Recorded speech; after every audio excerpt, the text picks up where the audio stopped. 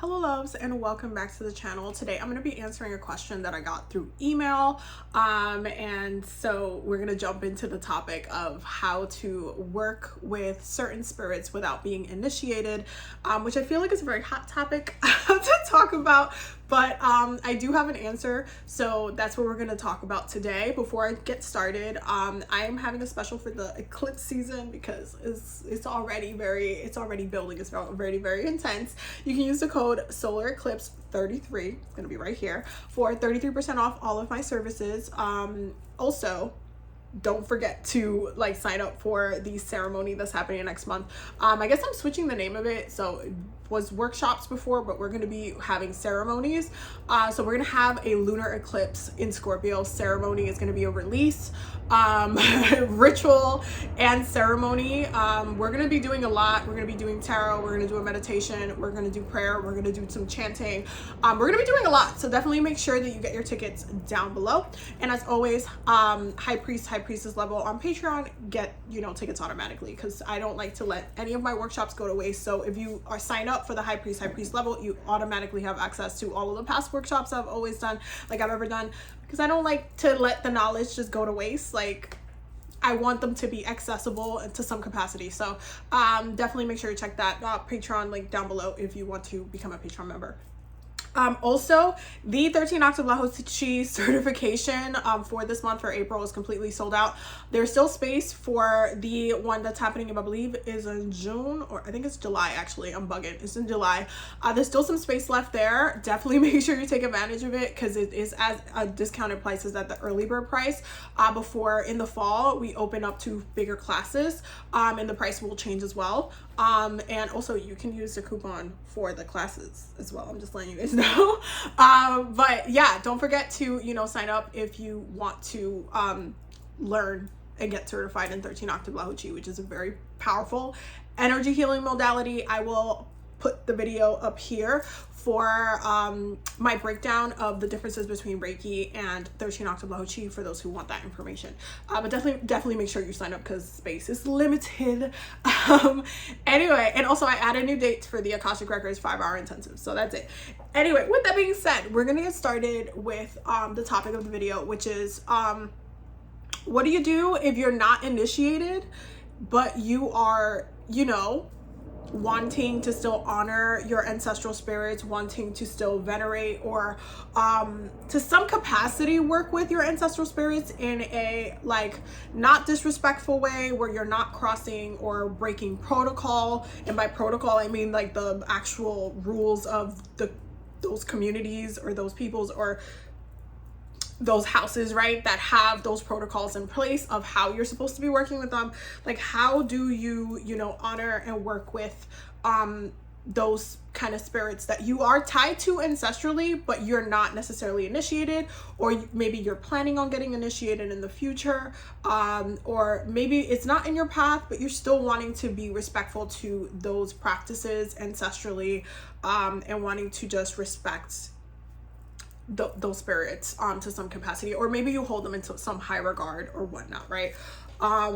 Now, when it comes to working with them, the only way that you can really work with those spirits is by working with them through nature. And this is a universal thing. If you're not initiated into a specific practice with a specific and this is also, it differs by culture. So if you're not initiated into a specific, if you take Ifa, for example, if you're not initiated, you're not working with them the same way that someone who is initiated would be, right? They go through different ceremonies to receive, right?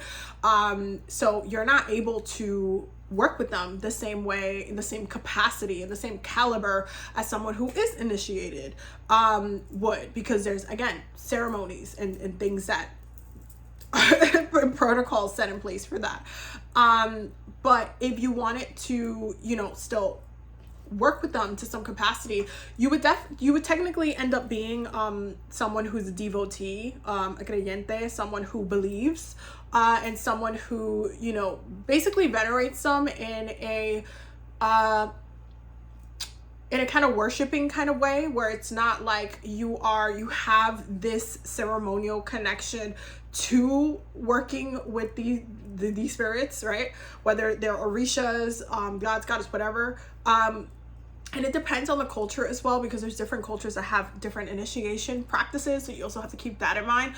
But when it comes to the ATRs, for example, a lot of the time it does require initiation. But if you're not initiated, you can absolutely just respect spirit. And what that means, respecting spirit, can be done in many ways. One of the ways that it can be done is by working with that spirit through what they rule in nature. Working through them in nature, respecting through them in nature is absolutely fine.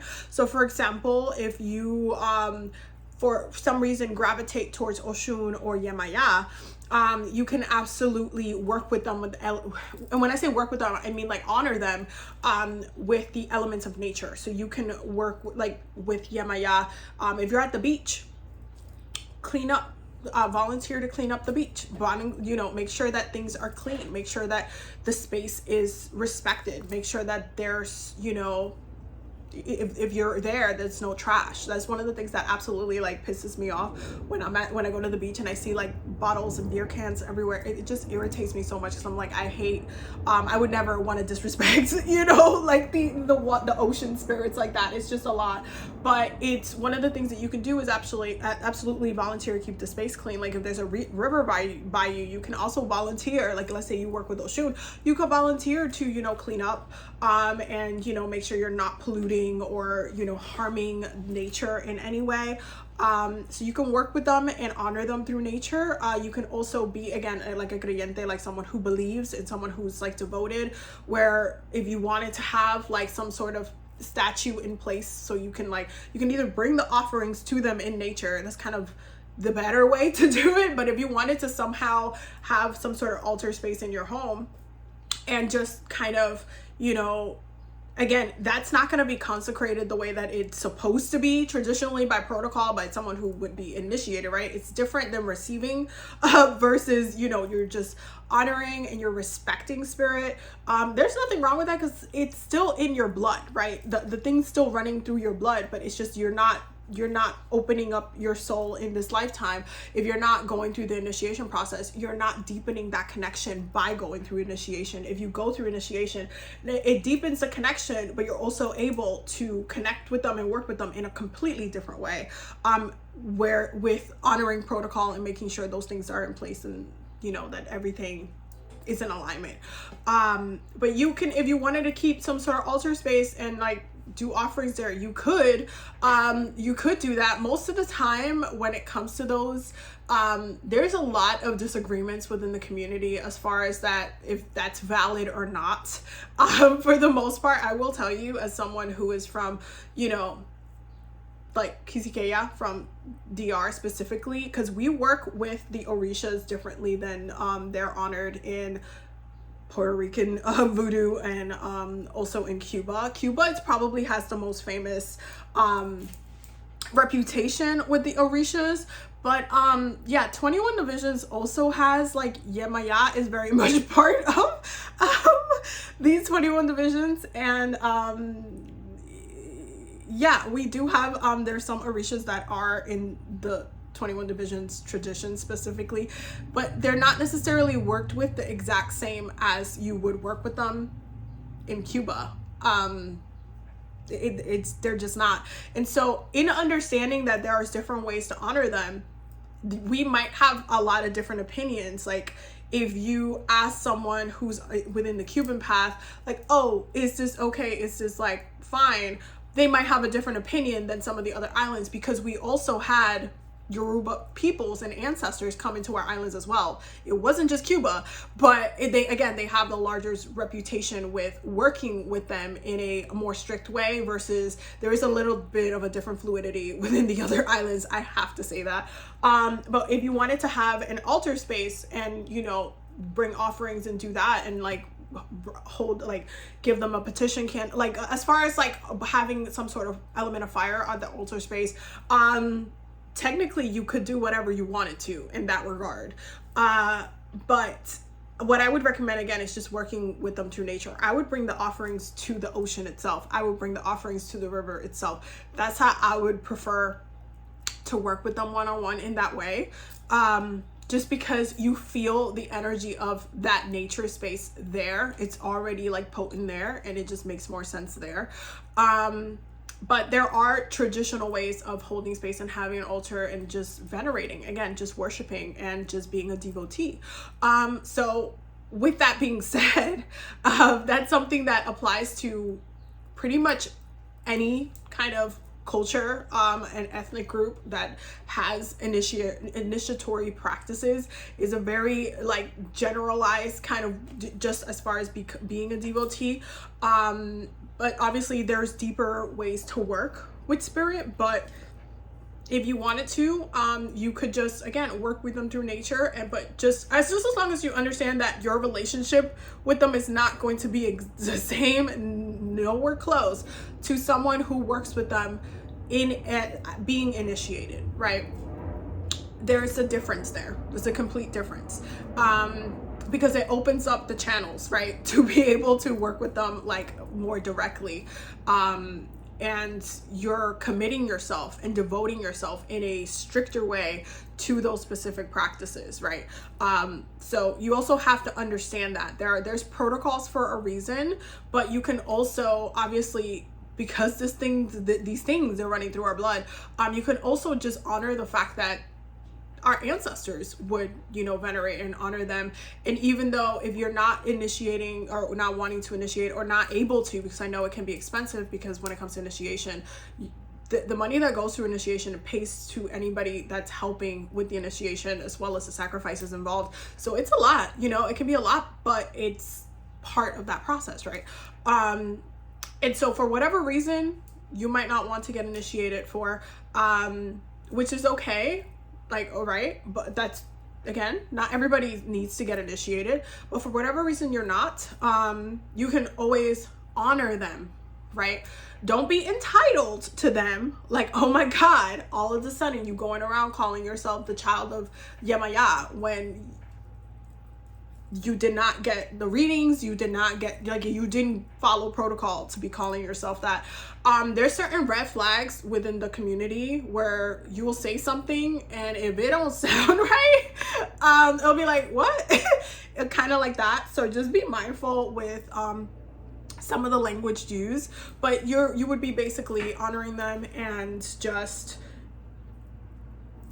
devoting yourself and believing in them, and also respecting their relative spaces that they rule. Okay, so I hope that answered that question. I know that it's definitely a very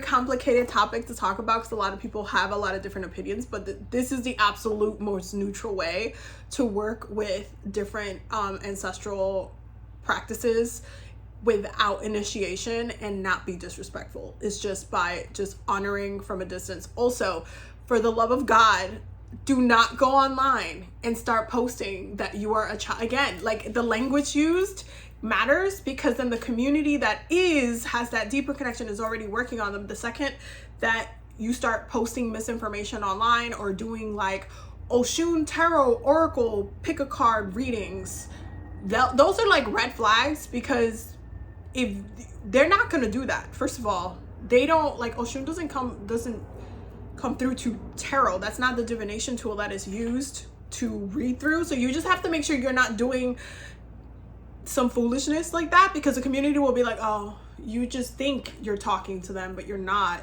because you're not initiated to know that that's not the way that we talk to Oshun. So you just have to be mindful not to feel entitled with your devotion to then go online and teach stuff that's just misinformation, because I see that a lot online and it's not cute. And then the community like rains on them, like, what are you doing? Why are you posting this? This is wrong. You don't know what you're talking about. Like, and then it turns into a lot of misinformation. So just be mindful of, that entitlement. A lot of the time, and I've talked about ancestral entitlement, just because you have something in your ancestry, you might feel entitled to that thing, and then cause harm to that thing by your entitlement. Like, yes, you can have something in your ancestry, but that doesn't automatically mean that you get to trample all over the protocols that the ancestors and the descendants who are alive, who are still maintaining these protocols, have set in place. You don't have the right to do that because you haven't taken those proper steps to continue and pass down the protocol that has been passed down ancestrally. Like, there's a level of respect that takes to, you know, humble yourself and be like, no, I believe, I respect in my ancestral spirits. I go to the ocean, I pray to Yamaya, I'm grateful for all of the love, I'm grateful for everything, and I leave it at that. Like, I'm not going to sit here and then go and teach stuff that, like, I don't know about. So just be mindful of that, because I see that a lot as well. But this is like the way where it's like respectful, just honor them through nature. And if you wanted to be a devotee and hold space, have an altar, you could do that. You could do that. But, you know, there's just know that there's different ways to doing something. And, you know, don't be posting stuff online that you don't need to post, especially your altar spaces should be private anyway. This is a long video. I love you guys so much. Thank you guys for being here, for subscribing. Thank you all for all the new subscribers. I love you guys so much. I will see you guys in the next video. Have a very blessed day.